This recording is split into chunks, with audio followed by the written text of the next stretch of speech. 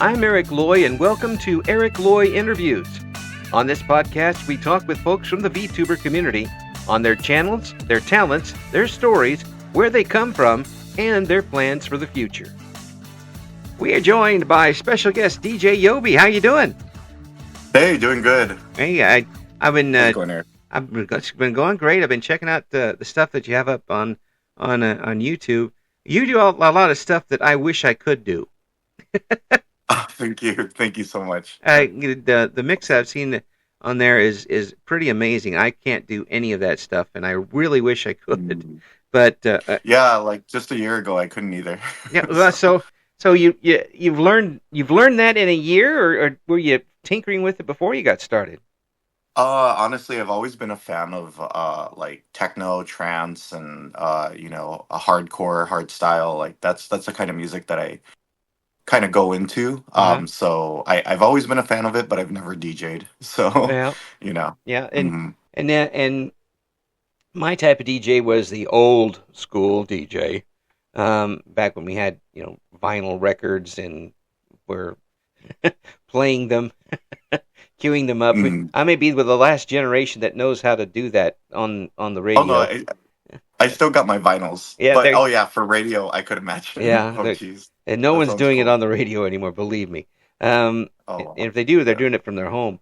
The Mm. the technology has been amazing, but you sound like you've already got a lot of that corralled, and you say you've only done it for a year. Right, yeah, DJing specifically. When it comes to other tech though, like VR and um, I guess like some of the technicals of like running a VTuber live stream, I'm pretty well versed. Hmm. I actually work in computer security as well. Wow. So you've got a little bit Mhm. of a leg up as far as the computer end of it goes.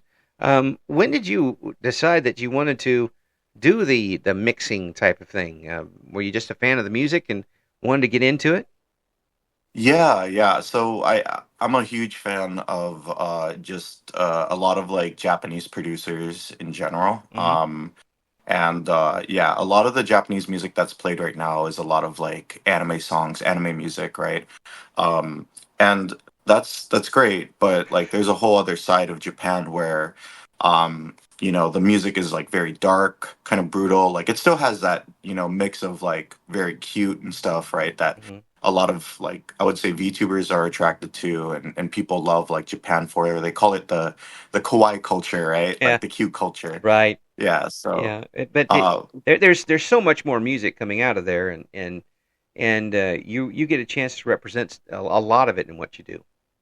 right, exactly. Yeah, that's the goal. Yeah, right. A Yeah. lot of like very loud, very like in your face, very uh the genre is called hardcore, right? So it's very Right. like I would say punk and yeah, that I love that style of music. Yeah, but It's very very it does move you. I mean, it's not just the old hardcore punk slam dance, beat up your friend type stuff. it it's mm, it does have a melody and a beat and something that keeps you moving, and you're able to take those and kind of meld them together into one larger piece of art. I guess that's the best way to put it. right. Yeah. Yep. And so how Yeah. did you just keep trying to do this until you figured it out? Did you take a class? How did you do it?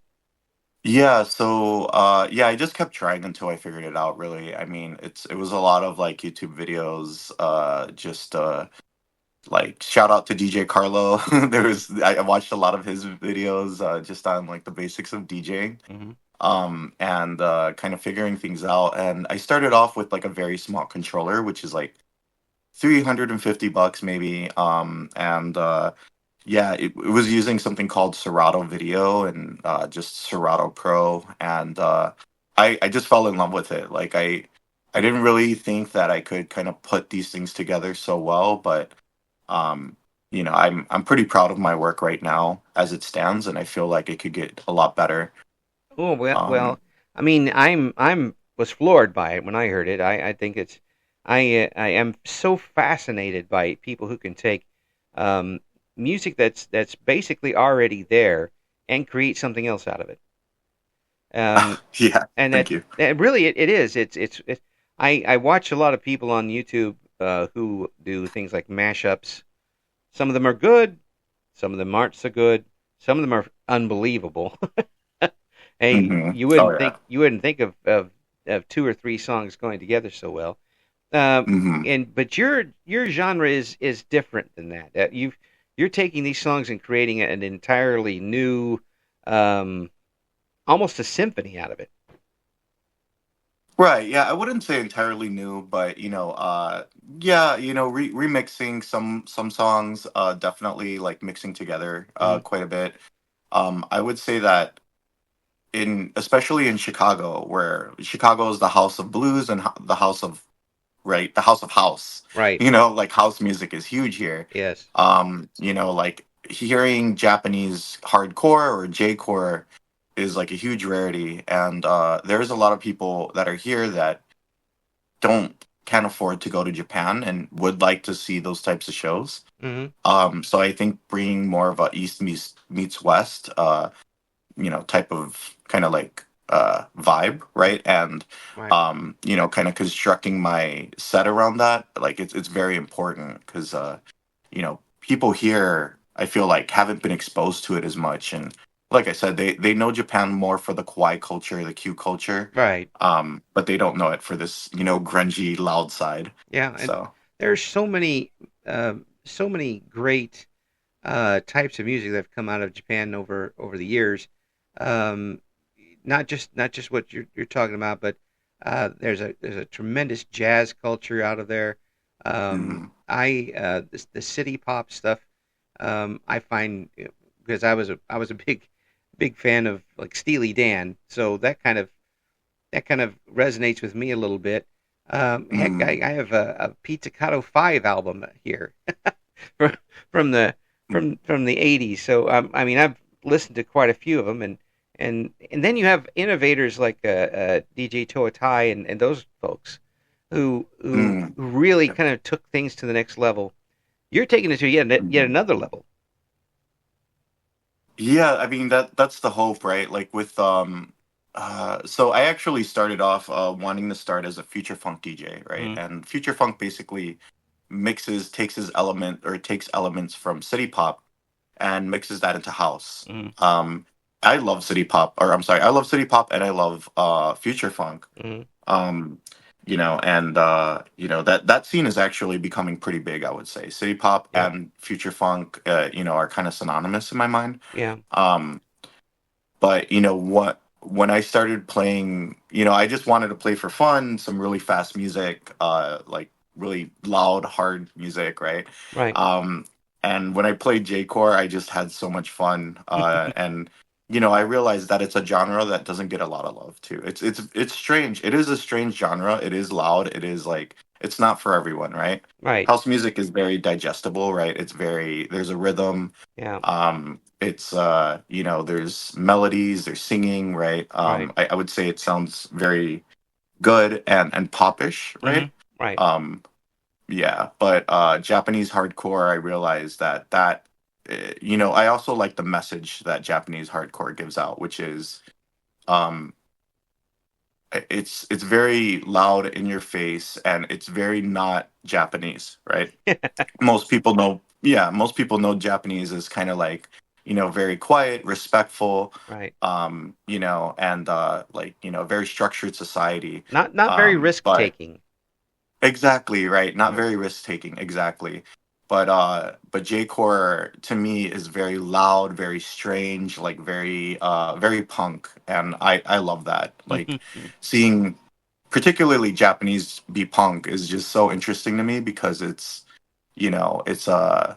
goes against a lot of the principles of what Japan is, right? Which is, this homogenous society. Right. So I think it's interesting. Right. You see in watching some of the music that's come from Japan over the years, you kind of see trends of a type of music, then that entire type of music fades away, and then you get a different type of hmm music come in and fades away, and you don't really see that carry over so much as far as popularity goes.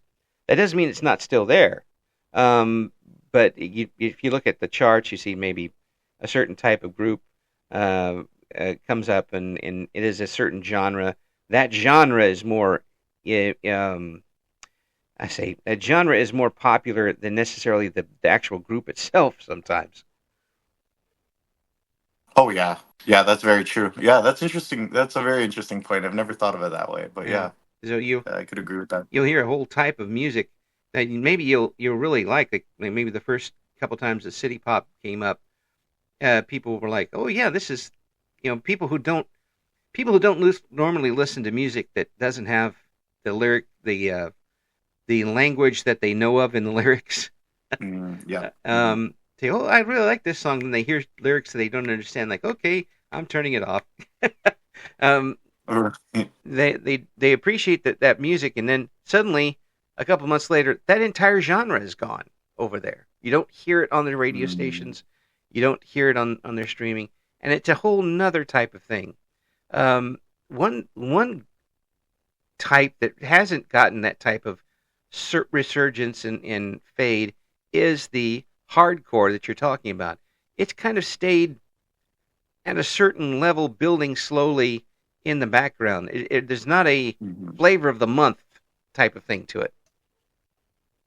Right, and the reason I think why that is it's a lot of this stuff comes fundamentally from the underground rave scene, right? Mm-hmm. And really like the underground rave scene I feel like is something that's always gonna be around. Knock on wood, if like, the things aren't kind of like I guess if we don't live in some sort of police state where the government could kind of guess where these underground raves are going to be hosted. But Right. I think that's the whole like kind of fundamental thing to hardcore and really punk music, right? Like Mm-hmm. it's just very, it's very anti-society, very like we're gonna do something whether you like it or not, Yeah. right? And Yeah. Yeah. mhm. That's it's kind of funny because I'm I'm such an old man. Yeah, I remember when punk first came out, and folks who some of the younger folks who think they know what punk was about back then really don't have any idea what it was about back then. And you have to play them some of the music and show them some of the handheld video type stuff that was made back then. Oh, Mhm. okay, that's not what I was thinking of whatsoever. Um, Mhm. it was really Sure. all over the place back then, um, and in your face, by the way, and all over the place. Uh, Yeah. yeah, Mhm. definitely. And while that gained a little bit of popularity in the late 70s and early 80s, it again didn't have the kind of flavor of the month resurgence like some other type of genres did. It stayed at a certain level, and the people who like it Sure. continue to like it. Mhm. And Yeah, yeah, I would say so. I yeah, think like all genres, punk has evolved, and I would say that to even call techno and electronic music having like a punk vibe to it, hmm that just shows, right? Like punk used to be like guitars, right. and yeah, and live acts and whatnot. Mm, Um, well, I mean, a band of live acts, yeah, but yeah, I would yeah, say that there's definitely a lot of like hardcore and hardstyle music that comes out that's very punk-esque. yeah, I wouldn't quite call it punk, but yeah, it is. I would call the aesthetic punk though, yeah. definitely. The Like spiritual anti-society, like heart spiritual in your face successor for anyway sure. to punk. I mean, it's got kind of the what it wanted to be of punk. But yeah, back then punk music was oftentimes three people. Mm-hmm. Maybe you have a bass, but Mm-hmm. at least one guitar and a drummer, and that was a lot of it, and yelling. Um, Yeah, yeah, exactly. but now there are so many. Technology has caught up with it, and with that, such artists such as yourself who are able to use that technology to kind of bring that aesthetic to the type of music that you bring to people. Right. And I love technology. I think before anything, I'm a technologist, right? I Mm. think that's, yeah. It's a Yeah. huge part of my life. Yeah. I would like to see what Johnny Rotten would have done with the technology now, in when he was a teenager. Oh, I as well. Oh Yeah. my gosh. Well, Yeah. yeah. I mean, if he was still a teenager, I don't know whether the technology would have survived or not. But Oh yeah, that's true. Yeah, yeah, and, yeah. probably Hope, could have smashed a couple. I I hope. don't know. It's so expensive that he might have thought of it twice. You Yeah. know. Yeah. We just to hope it's insured as much as possible. But Exactly. so when you're on and you do a stream, what are your streams Sure. like? So right now it's a lot of gaming streams, Uh-huh. but I also do techno streams as Hmm. well. I do mixing streams, Hmm. and I'm actually in VR when I'm doing those streams. Cool. So yeah, so what I'll do is I'll use my VTuber. My VTuber is a 3D model, Hmm. and he's imported into VR chat. Right.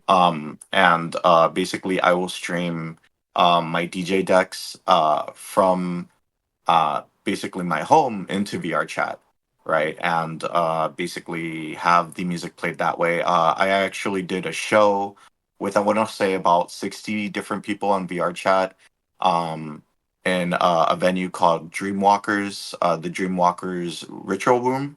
Cool. Ritual Room, excuse me. Retro But room. yeah, Yeah. yeah, so I did a show there, and basically I played for 2 hours J Core and J Techno. Um, and yeah, it was quite the turnout. It was really wild to just running that show is wild to kind of like be in my room, right? That's empty, and sometimes I would have to take off the VR headset just to see what I'm mixing, right? And then when I put it back on, I would see a room filled with people, right? And I'm just like, what? This is wild, but it was so much fun. You have I entered the loved it. matrix, Yeah, exactly, exactly, right. but I was just a good matrix this time. Uh, right, but right. it really the technology is amazing, and the fact that you're able to, after a year, to master it to this level is pretty amazing. Now, Thank you so much. it really it is. I take my hat off to you, and I'm extremely jealous. No, don't be. It's so stressful Well, I sometimes, you know, know. but man, I would love to be able to do that. But when Mm. you're on it with the gaming, what type of games do you play? So I'll play Dead by Daylight, Buckshot Roulette. Hmm. Um, let's see, Helldivers. Mm. I'm usually attracted to games. Oh, I'm probably gonna play Cyberpunk soon. I'm usually attracted to games that have either a creepy sort of feel, Yeah, or a cyberpunk type of feel. right. Um, yeah, that's just games I love personally, you know, and yeah, it gets quite a bit of views Right. in TikTok specifically. So I stream just on exclusively on TikTok for now. Yeah, Um, yeah, which is unusual for VTubers. Usually they're on YouTube or Twitch right. or yeah, any other platform but TikTok. But TikTok has kind of become my home and domain. I But yeah, I actually love it there. I It's imagine nice. with your content, it's a little easier on TikTok than it is the other streams.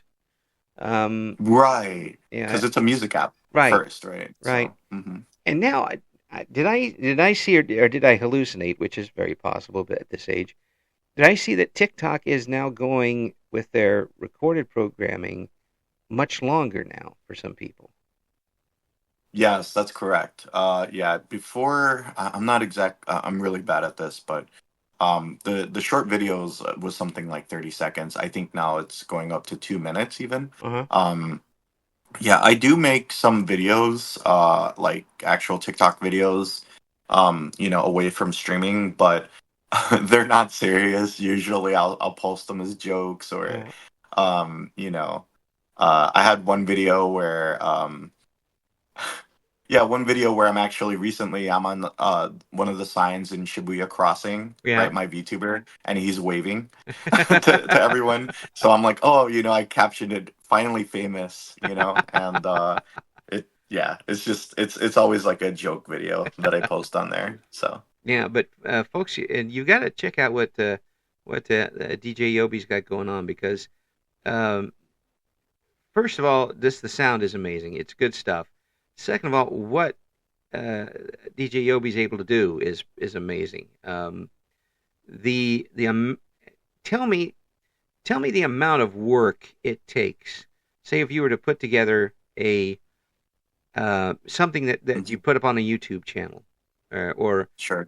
how much work, how long will it take for you to pick out the music you want to use, plan out the music you want to use, and then put it together? That's such a good question. I've never done a kind of like a time cost, I guess. Right. It's a really good question though. I don't know. I would say maybe, oh geez, to pick out the music, it might be a 3 hour process, maybe two. Mm, And then just to mix everything because I'll mix ahead of time usually. right. Uh Yeah, usually mixing takes about an hour. I usually mix for an hour. But I think the biggest thing is probably making sure that the VR tech is all good. Right.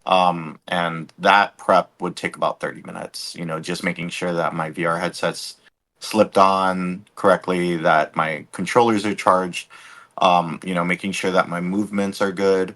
Yeah. Yeah, just kind of like the flight check of like, hey, does everything look good before the stream? Mm. Um, Well, it has to be yeah, all and I good. I mean, it's really a lot to check. As It it, is. It is. I It mean, is. with Yes. a show like that, one piece of equipment that's not quite plugged in really changes everything. Yeah. No, you're exactly right about that. Yeah. Yeah. If Um, something isn't like clicked into the mixer properly, then it becomes a mess of wires. yeah. Um, yeah. It can get it can get intense, Yeah. but I love it. It's fun. Yeah. The old radio days, we had a lot of rigging things up in the old days. Oh yeah, I could imagine. We had one time where we were trying to do a high school basketball game, a remote one, using a remote transmitter, which was the top of the line at the time, but that busted right in the middle of the broadcast. Oh no. Oh So geez. yeah, and this was out in the middle of nowhere. Mm-hmm. Luckily, both of my play-by-play and my color analyst people, I'm in the studio, Mm-hmm. they had cell phones.